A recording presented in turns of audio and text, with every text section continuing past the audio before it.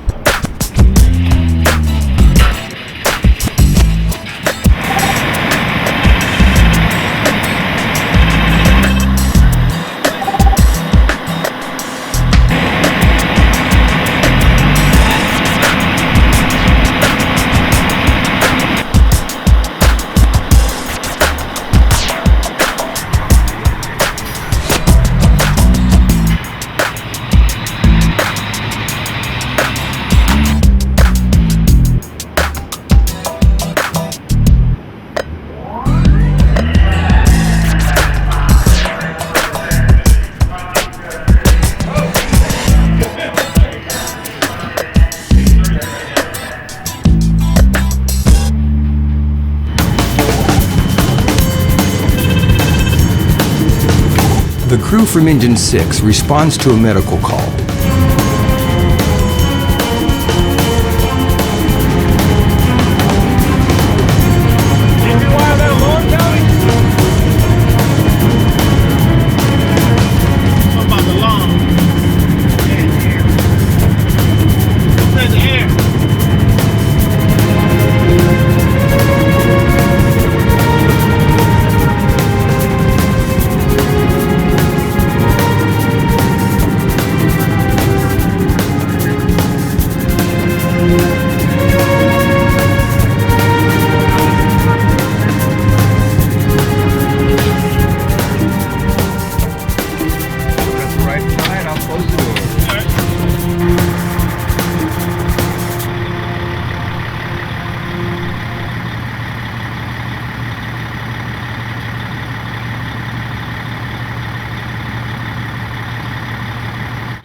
A 17-year-old female, 8.5 months pregnant, her water broke, and they transported her to the hospital. That's about it.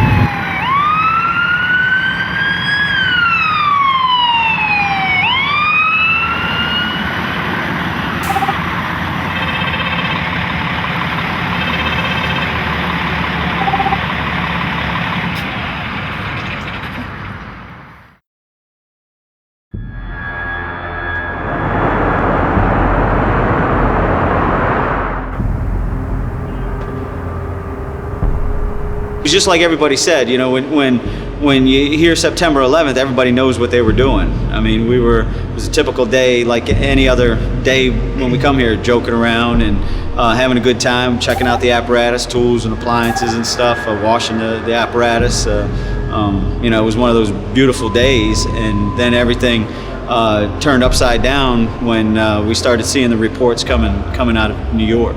We were watching New York City on TV. We were watching one of the channels had a break-in from the Pentagon for a report of explosion. We went up to the roof and we were able to see the column of smoke coming from the Pentagon area. The guys here from Truck 4 was the first fire truck from the district that went over to the Pentagon. We were on the initial box alarm from DC, and so we're the first ones from DC over there. I was called in. I was out in Haymarket, Virginia, and I heard phone, over the radio for us to come back into work. Finally got here, and it was pretty much a lot of just sitting around, waiting because we didn't have apparatus to man. So kind of just sat around and just watched the news all day, and while we knew people from this house and the department itself were over there, you know, giving it all they had. I phoned another DC fireman that lived close to me and told him what was going on, and we immediately got in our vehicle and drove down here. Kind of an adrenaline rush, because once we got to the city, we had to show our IDs to get through the different barricades and stuff. As long as you were a fireman, they were just flagging you on. When we assembled over at Engine 8, we were able to get a Metro bus to come pick the firemen that were assembled over there. And we were like the second wave in to be able to go and help, you know, help our comrades over there. And just, you know, stayed in till the night, until the next group of guys made it back over there to help us out. So we were just, I mean, just constantly doing stuff, looking for people, searching, and it was chaotic.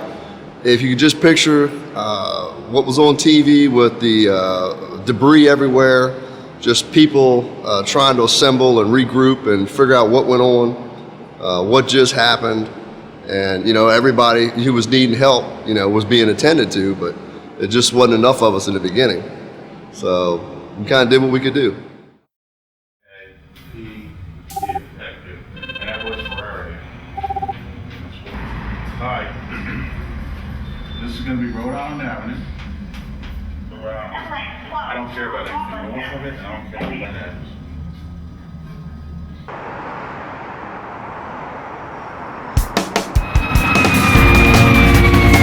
Truck 4 responds to a fire alarm.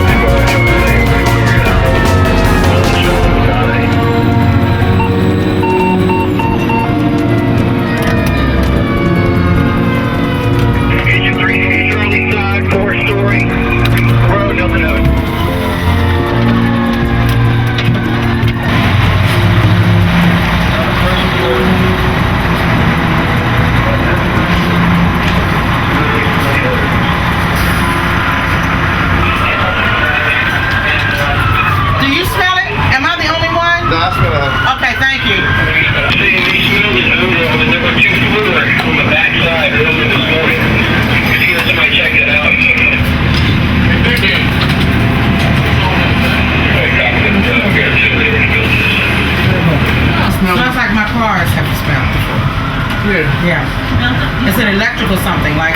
That's no one come up in. Just right there, right? But it's just right around here. That's because the ladies actually. That light bulb is right here. black. Yeah, right there. Left side of it? Yeah. Left side. You should burn on the back. It's black on the back. This melted on the back. Yep. Okay. Truck 4, we'll get a little step ladder, take a look at it. It's a light bulb? It's your emergency exit lighting. Oh. Feel like I'm taking away from a serious need for a light bulb. Yeah. No, it's But I'm scared of fire, so I would have called anyway. Thank you, gentlemen, for protecting our house. all hot.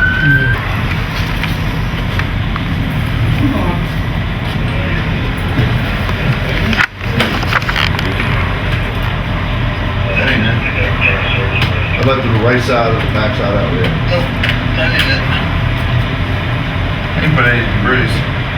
Can't confirm whether this is exactly where it's coming from. Okay. But as long as you get the maintenance people here and start checking, that would be fun. It sounds quite hard.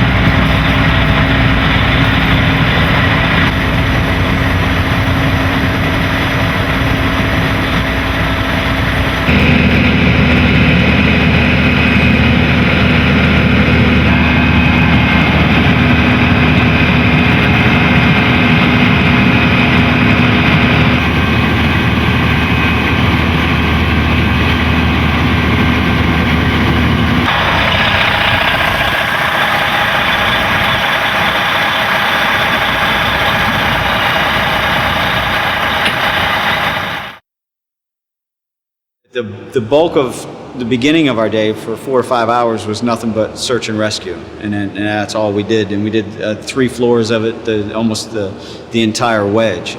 Many times we got frustrated because we kept getting called out for a supposed another plane coming, and so we go back to the center court and change our air bottles, and then we'd go back in. And I think what was frustrating for most of the folks here is, I mean, we're trained to save lives. So it was frustrating because we thought we'd be pulling out hundreds of people, and that never happened. I mean, the people that died in the Pentagon died instantly, and there wasn't people to pull out, and I think that's frustrating. I guess the only thing that bothered me the most was when we were just kind of like walking down the dark hallways looking for what you thought would be a potential person, and it was like walking into a dungeon. You didn't want to find somebody, but you wanted to do your job. And there was always that fear when you turned around, that there would be somebody that would be a victim because of this. You can't really describe it. You can't put words to it.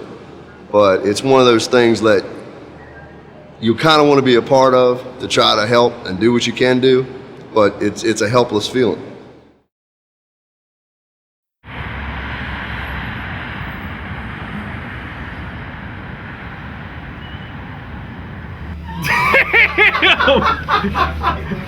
We want to see what the room temperature is here.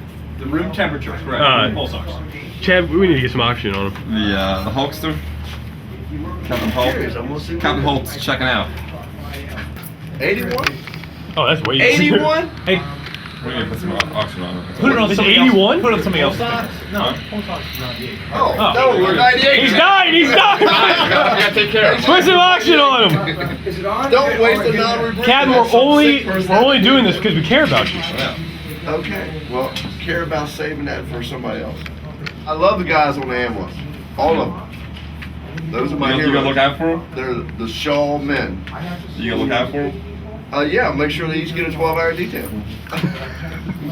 Absolutely. Fearless leader.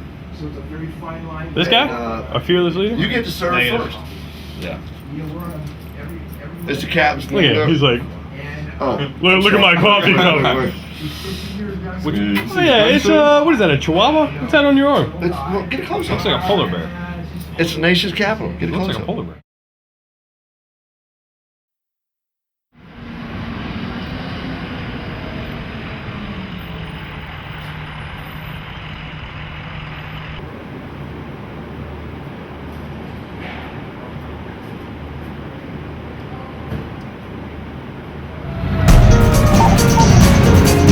An alarm sounds at a recently remodeled office complex.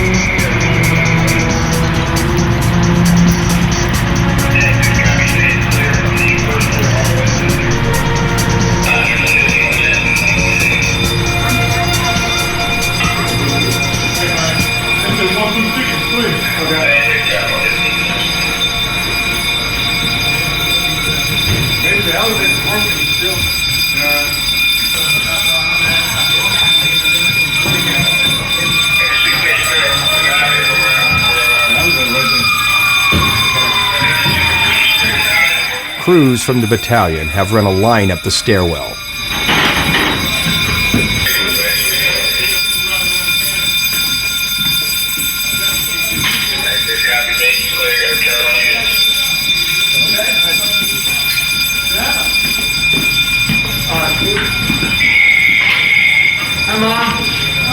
Come on. That's 44 by 35. Yeah, you can see they can nose in coming off of M. Oh, they can go off the M straight in. What's up, Ronnie? Jimmy. What's up with you, bud? Cap. With no evidence of smoke or fire, the captain reports back to the battalion chief. Like when we have an incident, then this guy here, who's the battalion chief, is actually the guy that calls the shots. And then we give him a play-by-play of what we find as our assignments go. And then he makes his decisions based on that. So I'm better you than me today. I'm glad you stepped to the plate. You ain't picked me out yet, did you? Plate, I swung and I missed. Next time you're up, we're calling for I just got off shift work working at Fort Belvoir, and I went to the volunteer firehouse OWL to wash my truck that morning. And someone called over the speaker that a plane had just hit the World Trade Center. So we went down and we watched it, and at that time we saw the second plane hit the World Trade Center. So I jumped in my truck and went back to Fort Belvoir, went up to work, and they had already sent a couple engines up to the Pentagon. So we just backfilled Fort Belvoir on that day. So basically, kind of like some of the other guys, September 11th just kind of sat back and watched it as much on TV as everybody else did across the country. When he talks about Fort Belvoir, that's not with the DC Fire Department. I mean, that's a military base that's over there. You know, September 11th is, you know, the war on terror everybody thinks about. And we had two folks that came from this house that ended up going over to Iraq and fighting for our country. Dave is one of them in the Marines, and the other in the Army. So I think that it's interesting that not only were firefighters on the front line at the Pentagon and the trade towers, but there were many firemen that went over to Iraq to fight for the country. I just think it's one of those things you can't prepare for. You know, we try to maintain and stay aware and stuff, but the reality is you never know when it's going to hit, where it's going to hit, and who's going to be working that day that can help. The captain's right. Things like that you can't prepare for, but you still have to prepare for. And I know that's kind of stupid thing to say, but I mean, you know, before 9/11, we might have taken a class on terrorism, but now, I mean, it's for real. I mean, this is Washington, D.C., you know, the nation's capital, and there's people out there that do not like America. And so we do have to be prepared. You know, there's a 1 in 4 chance that when it happens again, we'll be working. I think that's why we joke around so much and why we stay together like a family. You know, I think that goes a long way in being ready for the next time.